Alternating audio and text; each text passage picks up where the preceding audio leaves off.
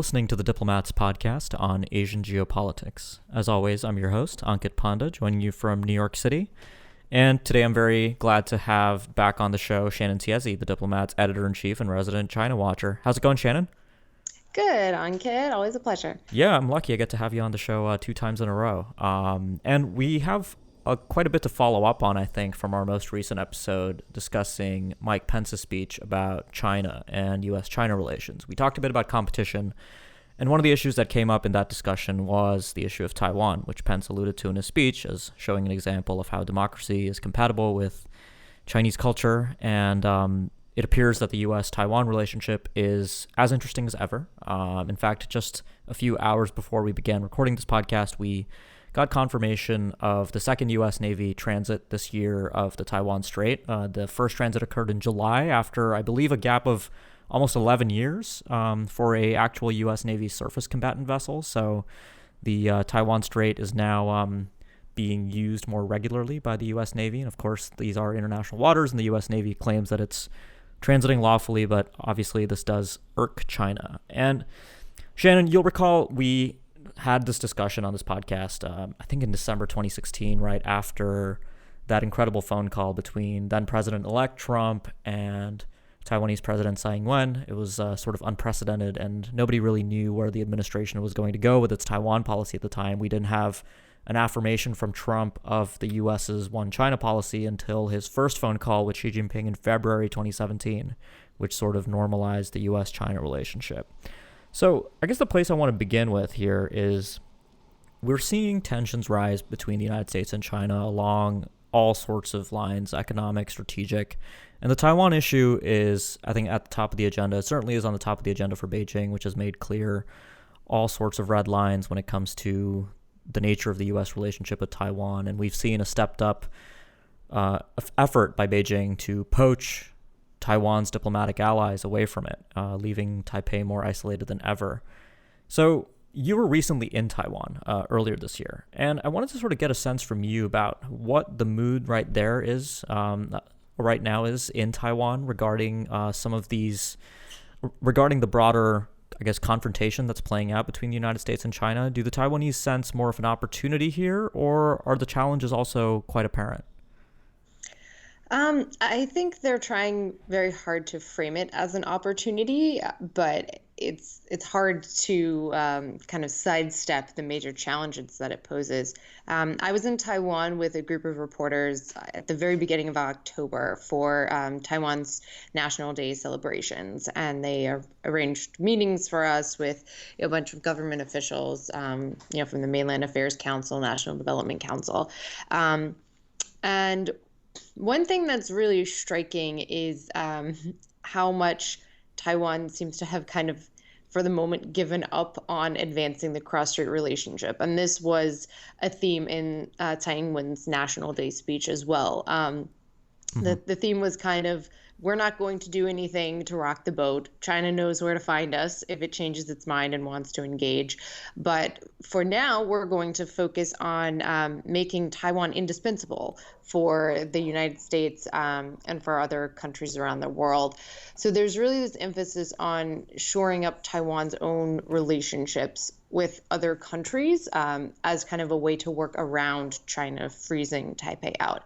And to that end, there is a real sense of opportunity with sort of the rethink a lot of other countries are having with their relationship with China. A lot of the things that China is being criticized for, authoritarian governance, the lack of rule of law, sort of not being a good actor when it comes to international rules and norms. Taiwan feels that those are all of its strengths. Even on the economic field, right, when you have the U.S.-China trade war escalating, obviously that's going to impact Taiwan when it comes to supply chains. A lot of Taiwanese products are actually finished in China and thus could be subject to tariffs. But there's also a sense in Taiwan that, hey, the things that Trump doesn't like about China, we don't have those problems. We're not stealing technology from the United States. We're not forcing technology transfers from U.S. companies. So maybe we can entice some of these U.S. manufacturers to even come to Taiwan. Of course, that's a very rosy view. That's what you would expect a government official to tell a group of journalists, that no, this is a great opportunity for Taiwan. But I do think that they recognize that this could potentially pose a way to reframe Taiwan as the international community starts to look a bit more suspiciously about China. Mm-hmm. Yeah, I mean, I think that's really been my sense too. And you've seen that in sort of Taiwanese foreign ministry statements that have been coming out that have really been emphasizing how different and how unique Taiwan is. And we see that in the administration's own rhetoric about Taiwan's democratic credentials. So that really seems to be where the Taiwanese are leaning in. The National Day speech that Tsai gave, that was, coming a few days after Mike Pence's address. And I think, that language about making Taiwan indispensable and irreplaceable, how likely is that to get to one of the most fundamental problems that Taiwan is facing on the international stage right now, which is its growing diplomatic recognition problem and the isolation that comes from that? Obviously, all sorts of countries have robust economic relationships with Taipei, but the political recognition issue, we've discussed that in more detail on this podcast before, so we don't have to retread ground. But I'm just curious how that might inhibit this approach by Taiwan. It's definitely a problem, and it's one obviously the Taiwan's government is well aware of. And I think that is why you're seeing this language about making Taiwan indispensable, because they're hoping to make Taiwan a country that other countries couldn't think about cutting ties with. Whereas, of course, China, the mainland, would say it's not a country at all. It's just a part of China that happens to be completely self-governing. So it's obviously going to be an uphill battle, right, to really bring this strategy into fruition. And we're seeing a lot of efforts along this line. The Tsai administration's new southbound policy, for example, where Taiwan is really trying to jumpstart its relationships with South Asia, particularly India, and also countries in Southeast Asia. But when you look at what's actually happening there, you're seeing pretty small baby steps because of the huge constraints on political relationships. And that even impacts things such as the aid that Taiwan can provide to these countries. If you think about sort of the race to give loans to countries with the United States and Japan and India kind of trying to set up an alternative framework to China's Belt and Road Initiative, Taiwan can't really engage because at the end of the day, these are government-to-government agreements that you're talking about when you're giving official development assistance. And Taiwan doesn't have official government relations with the countries along the Belt and Road for the most part. So yeah, there are going to be limits. There are going to be challenges, and Taiwan's government has tried to frame this new strategy for dealing with that. I would say they're making progress, but probably not on a scale that's really going to be concerning to mainland China. Mm-hmm. So going back to the U.S. relationship with Taiwan, I think we're seeing the Trump administration make some pretty interesting moves. So we had a major arms sale last year to Taiwan comprising of all sorts of systems, including, I believe, surface-to-air missiles and things like that. And just a few weeks ago, we had another arms sale related to aviation components and spare parts for military aircraft. And the day after that was announced, the approval, we saw the encounter in the South China Sea between USS Decatur, the U.S. Navy destroyer that was conducting a freedom of navigation operation, and a Chinese Navy frigate that tried to challenge it. I believe it was actually a destroyer, a Type 50C, a 52C. And the other issues on this front that I think have been getting some attention recently is the issue of a potential port call by a U.S. Navy vessel to China, which certain Chinese officials and diplomats have made clear is a serious red line. In fact, I think there was one direct threat on the record from a Chinese diplomat that would actually lead to a potential military conflict. But the National Defense Authorization Act for 2018, Congress calls on the White House to actually conduct port calls. And now that we're seeing the U.S. Navy, I've kind of had this feeling that these recent transits are sort of a way to test the waters towards a port call, to kind of test China's tolerance. And we have, a lot of proponents of Taiwan within this administration. For example, someone like Randy Shriver, the Assistant Secretary of Defense for Asian and Pacific Affairs, has long been a friend of Taiwan. He just recently said that the U.S. is also moving towards a, quote, more normal foreign military sales relationship with Taipei. So I think we can expect more arms packages out of the Trump administration. And even ignoring the pro-Taiwan sentiment of the administration, President Trump just wants to sell more weapons to anybody that's going to be willing to buy them, and Taiwan is certainly one of those places. So when you look at this defense picture and you sort of see everything that the Trump administration has done so far, Shannon, do you think they're going to really push forward with something like a port call? I've spoken to people that see it going either way, that this could be one of the major sort of manifestations of the ongoing push towards competition that sparks a potentially another Taiwan Straits crisis. You don't really know how seriously the Chinese would react, but they've made it quite clear that this would be a red line. So I'm wondering what your perceptions are about where the administration might go with its Taiwan policy when it comes to defense issues. I think definitely expecting more regular arms sales is probably the most obvious step. That's something that more pro-Taiwan analysts and policymakers had been recommending for a long time.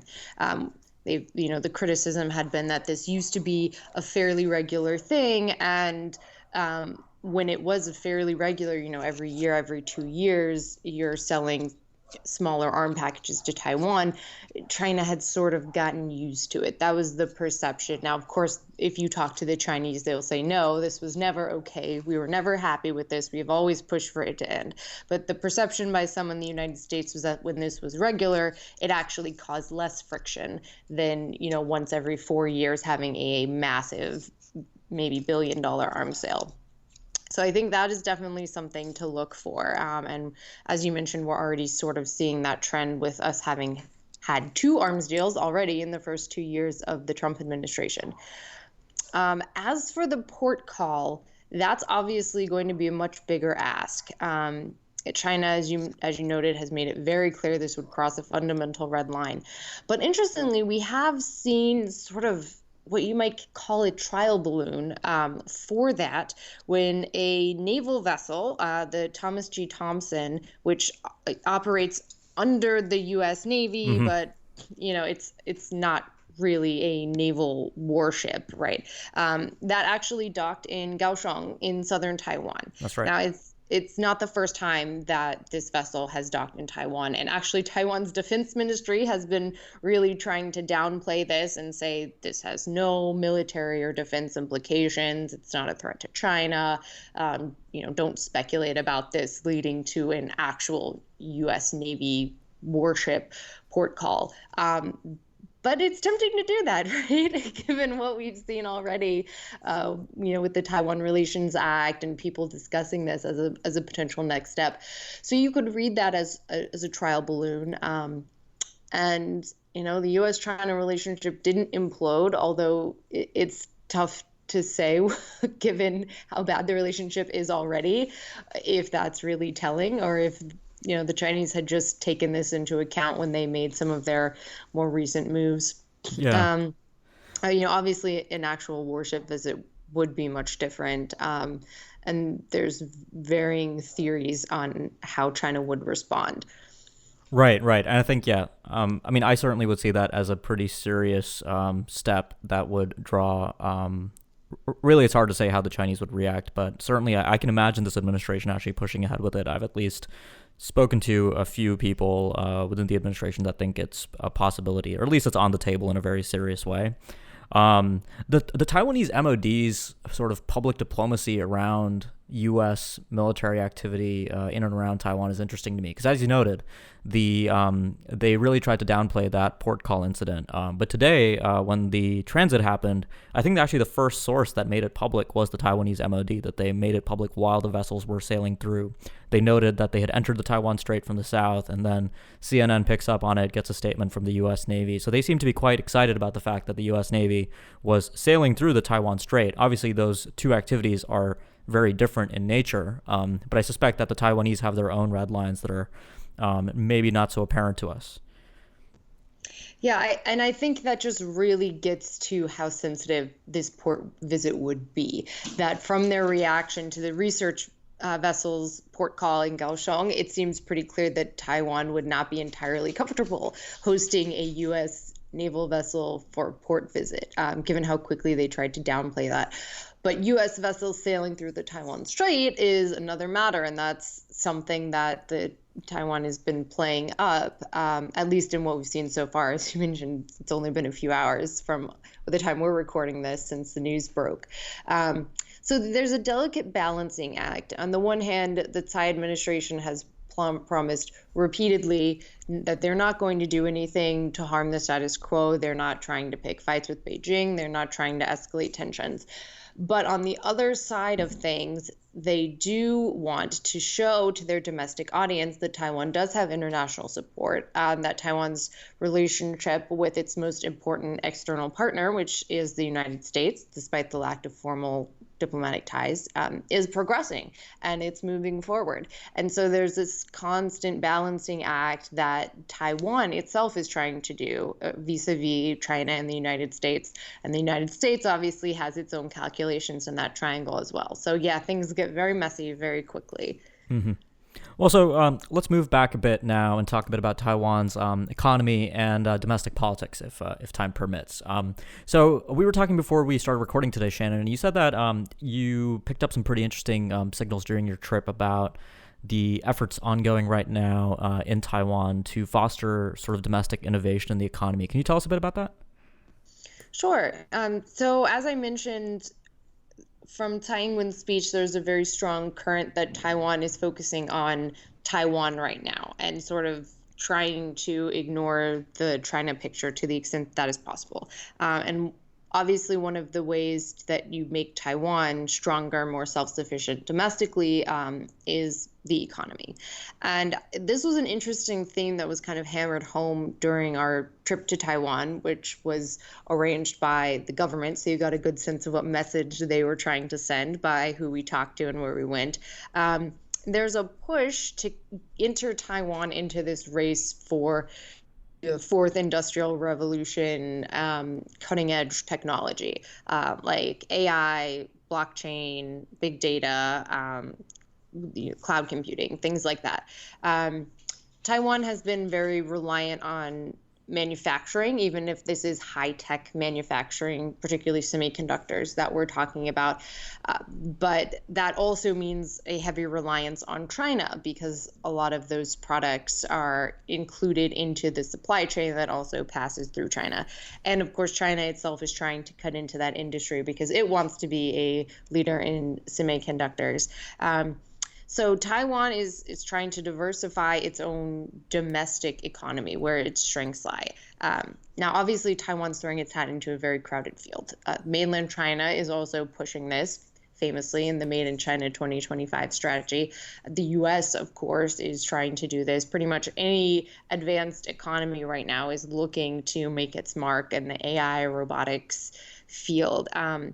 But that's something that Taiwan was really playing up. The officials that we spoke to were talking about, creating a second growth engine for Taiwan. They've even set up a new AI robotics hub in central Taiwan where they're hoping to encourage new startups. So it's something to pay attention with, if only because the government clearly wants it to happen. We're not seeing many results at this stage. It's still very new, but it's definitely something to keep an eye on if you're interested in this cutting edge technology.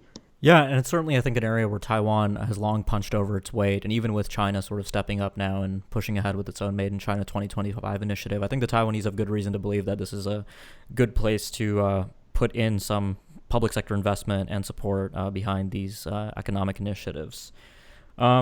So finally, Shannon, we do have local elections upcoming, and I think it's been a while since we've talked about Taiwanese domestic politics on this podcast, but it's always a fascinating topic, and we know how heated things can get in Taiwanese democracy, certainly. But I was wondering if you'd kind of, for our listeners, just lay out the state of the domestic debate in Taiwan now, including over sort of Tsai Ing-wen's own popularity and the DPP's position more broadly, and sort of what we can expect to potentially see on the island going forward.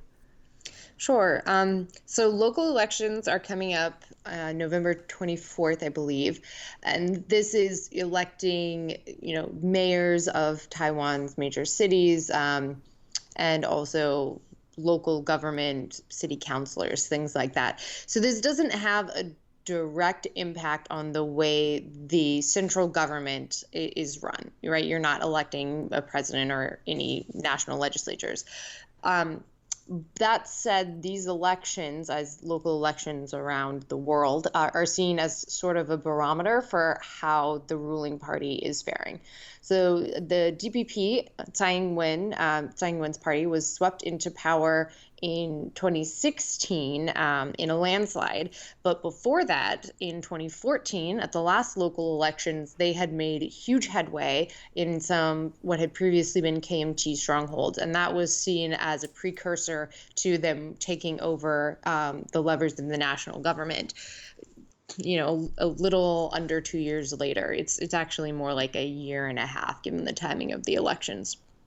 So that's what people are going to be looking at these local polls. That being said, it's important to keep in mind that even when we're talking about, national Taiwanese politics, cross-strait relations and the geopolitics is not the top concern for most voters. And that's even more true when you're talking about these local level elections. Voters are concerned about things like the economy, some scandals that have happened in the past or are happening now that relate to transitional justice and that question in Taiwan. And with these local level elections, you also have factors like, traffic jams and air pollution and things that really don't translate well toward a thumbs up or a thumbs down for Tsai Ing-wen at the national level. But there are some interesting races to keep an eye on, that being said, particularly the Taipei city mayor race, where independent candidate Guo Wenjie is seen as a potential presidential dark horse, even though he's an independent candidate. All right. Well, I guess that gives us a lot to kind of look forward to. And I mean, certainly that was helpful for me to contextualize the state of the Taiwanese domestic political scene. Well, Shannon, I think that's all we have time for today, sadly. But thanks a lot for joining me today and providing your thoughts on the situation with Taiwan. Yeah, thanks. It's always fun to get to talk Taiwan. Absolutely. And for our listeners, if you like what you heard on the podcast, but you haven't yet subscribed, make sure you do that. You can do that on either Google Play or iTunes. If you use Android or iOS, you're good either way. And if you've been listening for a while, but you haven't left us a review yet on either of those platforms, please go ahead and do that. That's really helpful for us and gets the word out about the show. And if you have a topic that you'd like for us to discuss specifically, don't feel like you can't reach out to us. We're very available on Twitter, or you can just go to The Diplomat and you can find my email publicly listed and just let me know what you'd like to see on future episodes of the podcast. And a final plug, make sure you subscribe to our new newsletter on Asia Pacific risks. That's available at diplomat.substack.com. It's a new product that we've been working on, and we'd also love your feedback on that. So thanks a lot for listening, and we'll be back next week with more.